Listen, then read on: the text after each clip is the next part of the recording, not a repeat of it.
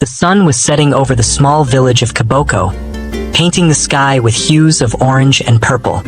In the bustling marketplace, where women sold fresh fruits and children played in the dust, Amina was on her way home. She had spent the day helping her mother with chores, and now, with a basket of yams balanced on her head, she hummed a soft tune as she walked. As Amina turned the corner, she noticed something strange. Parked by the side of the road was a sleek, shiny car like nothing she had ever seen before. The car was black and polished, reflecting the colors of the sunset. It was so different from the old bicycles and rickety trucks that usually crowded the village streets. Amina's heart skipped a beat. She had only seen cars like this in magazines or on television, never in real life. Curiosity got the better of her, and she slowed her steps to take a closer look. As she did, the car door opened, and a man stepped out. He was tall and handsome, with smooth dark skin and eyes that seemed to twinkle in the fading light. He wore a sharp suit, the kind that made him look important, and his shoes were so shiny that they sparkled like stars. "Hello there," the man said with a warm smile. His voice was deep and rich, like the sound of drums in the distance. "Are you from around here?" Amina felt a flutter in her chest. She had never seen anyone like this man before. He was like a prince from one of the stories her grandmother used to tell. She nodded shyly, suddenly feeling aware of her simple dress and bare feet.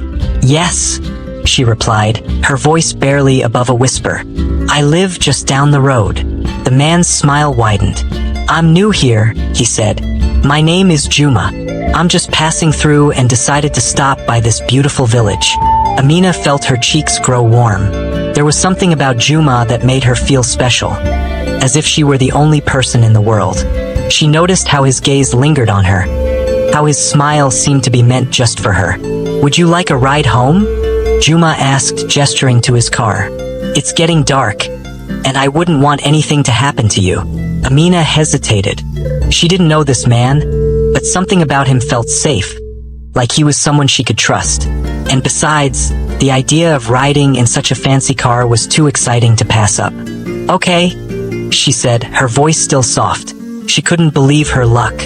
What would her friends say if they saw her now? Juma opened the door for her, and she slipped into the passenger seat.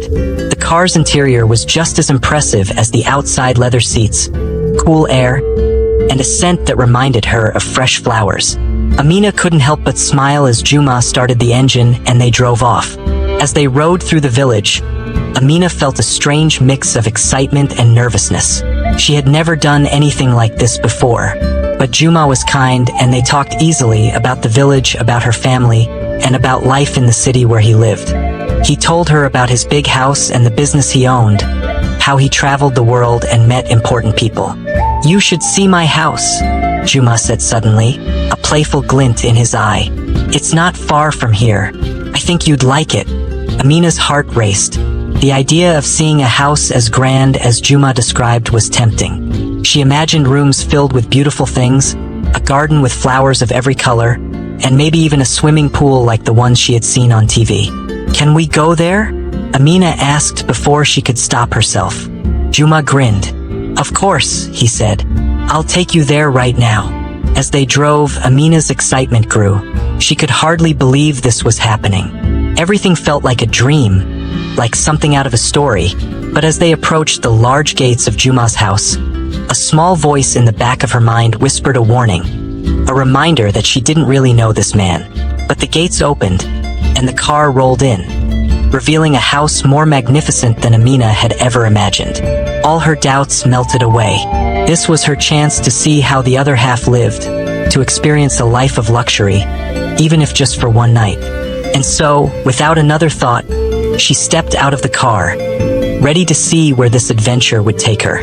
Juma led Amina through the grand entrance of his house, his hand resting gently on her back. The inside was even more spectacular than she had imagined.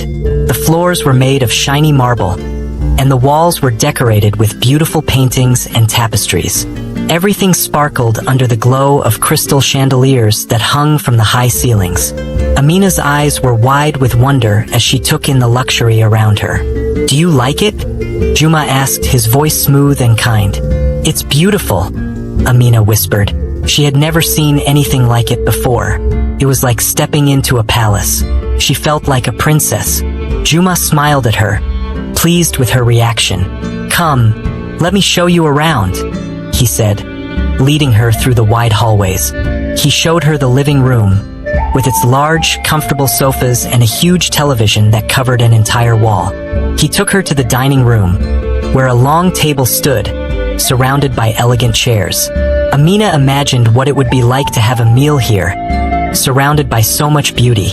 Finally, Juma led her to the kitchen, where a woman in a crisp uniform was busy preparing a meal. "Maria," Juma called out to the maid, "we have a special guest tonight. Prepare something nice for her." The maid turned and smiled warmly at Amina. "Right away, sir," she said, and went back to her work, chopping vegetables with skill and speed. Amina felt a flutter in her stomach, a mix of excitement and nerves. She had never been treated so kindly before, never been in a place where everything was so perfect. For a moment, she forgot about her home, about her mother waiting for her, about the simple life she had left behind. All she could think about was Juma and how he made her feel special, important, and cared for. They continued the tour, with Juma pointing out various rooms and features of the house. Amina was in awe of everything she saw. The guest rooms, each more beautiful than the last. The library filled with books from floor to ceiling, and the garden, which was a paradise of flowers, fountains, and statues. Finally, Juma led her upstairs to the master bedroom.